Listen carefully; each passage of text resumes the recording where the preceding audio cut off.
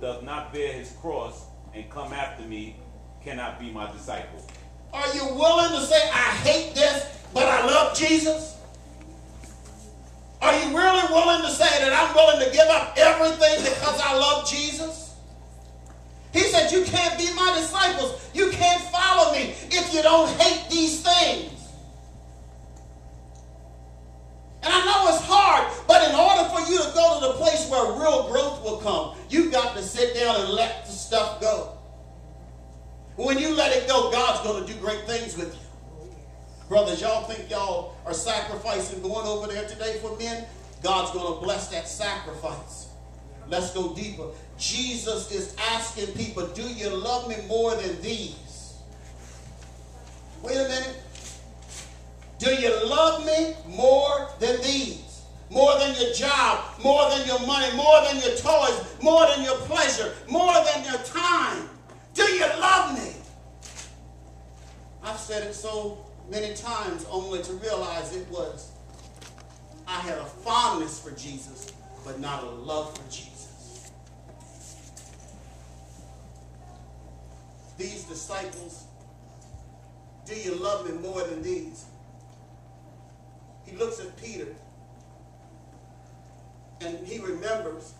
And don't forget, God remembers what you say. Remember how Peter was? Lord, I'll be there. With everybody else, I'll be there. Before the cock crowed 3 times, he was gone. How many of us sit in church and talk a good game, only to go outside and somebody says, well, there's an afternoon service, but the NBA has a playoff tonight. Jesus. The Super Bowl's on. Mercy, mercy. I lost half the crowd. Mercy. Amen.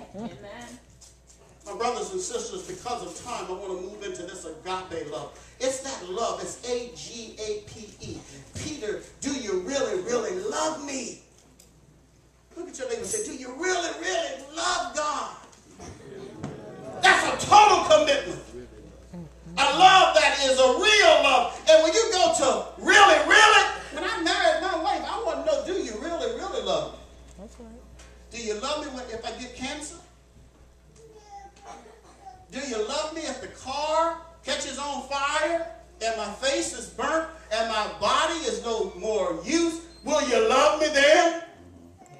Anybody can love somebody when the money is good. But do you love me when the money is funny? That's right. Oh, Lord, folks just went to sleep. All right. Real love. It's not Philios love. That's P-H-I-L-E-O. It's not a Philios love. Yes, Lord, you know I really love you.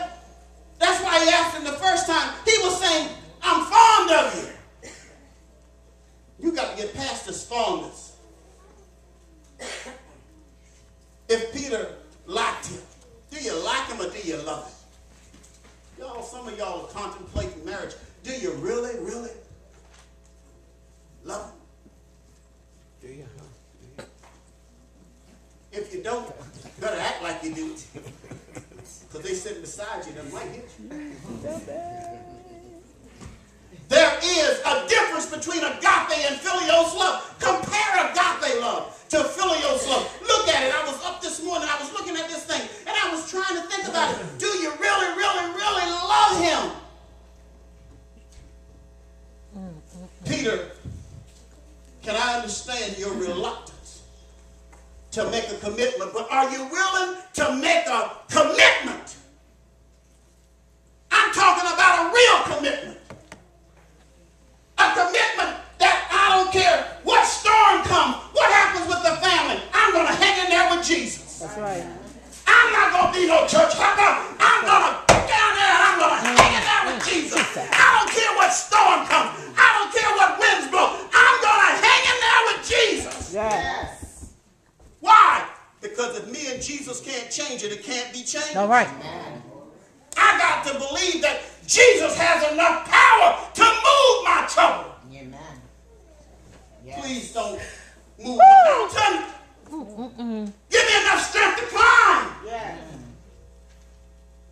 Going to go deeper here.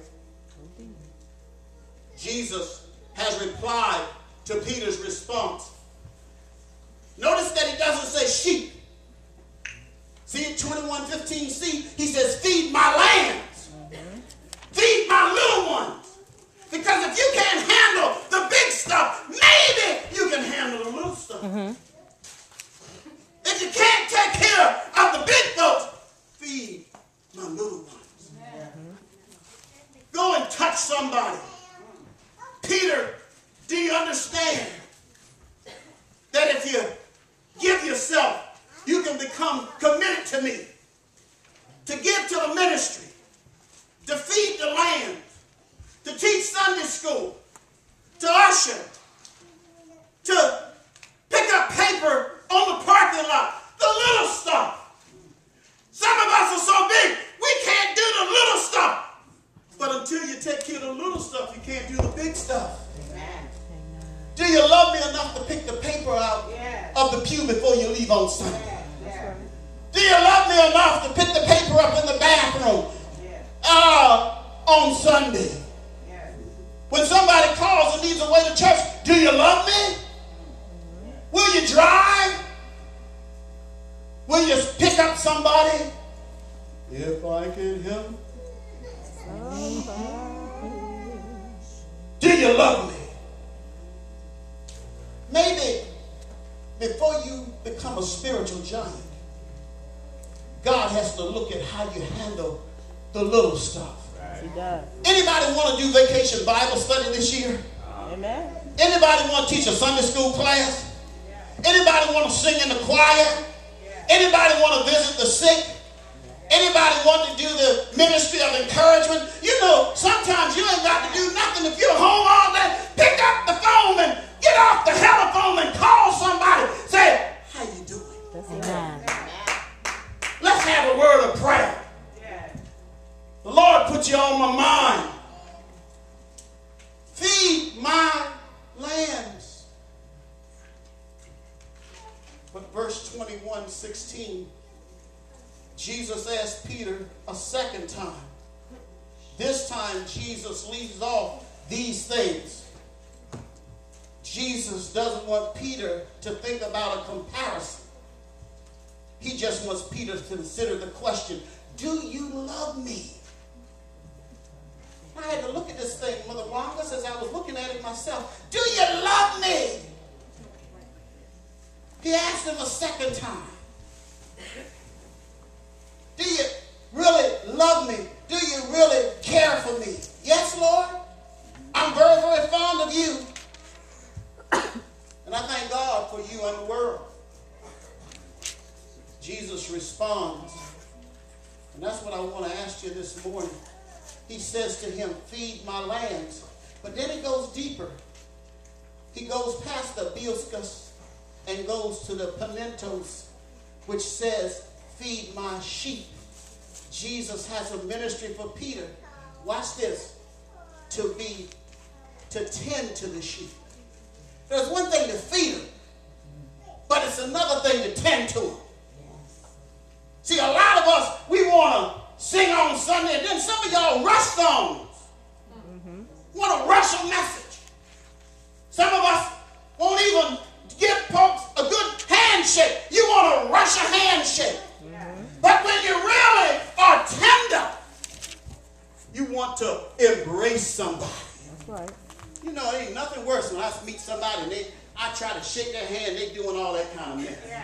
Like I got a leprosy. Amen? But when you tell me somebody, how you doing? I'm a greeter. I'm somebody for Jesus. Hold on to that hand, squeeze it, press it. Let them know I care about you. I'm not afraid of you. I'm glad you're in God's house. Do you know that maybe nobody touched them all week? That's right. We run around and take this hug time as playtime. But do you know, to some people, they had nobody say these precious words, I love you. Jesus. Nobody had a human touch. If you were a widow in the house, That's right. then all you had was television, that human touch.